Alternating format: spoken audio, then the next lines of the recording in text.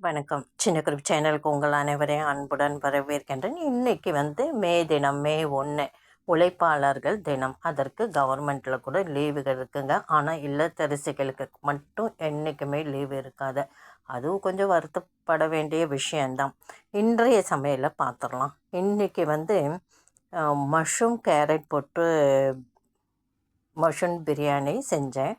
அடுத்து உருளைக்கிழங்கு ஃப்ரை எண்ணெயில் பொரித்து எடுத்து மிளகாய்த்தூள் போட்டு உப்பு போட்டு எண்ணெயில் பொரிச்சிட்டேன்.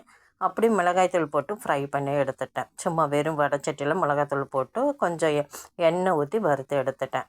ஏன்னா வேலை சீக்கிரமாக முடிகிறதுக்காக எண்ணெயில் பொரித்து எடுத்துட்டேன். தயிர் பச்சடி, மஷ்ரூம் கிரேவி, அவ்வளோதாங்க.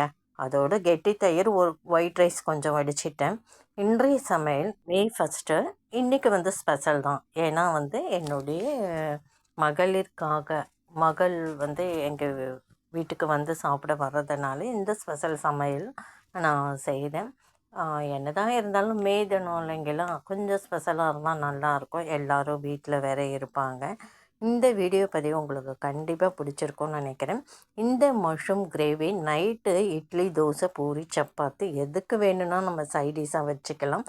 சாதத்திலும் பிரட்டி சாப்பிட உகந்ததாக இருக்கும். இந்த வீடியோ பதிவு பிடிச்சிருந்தால் லைக் பண்ணுங்கள், ஷேர் பண்ணுங்கள், சப்ஸ்கிரைப் பண்ணுங்கள், கமெண்ட் பண்ணுங்கள். நன்றி. அடுத்த ஒரு வீடியோ பதிவு இதை விட சிறப்பான ஒரு பதிவை பார்க்கலாம்.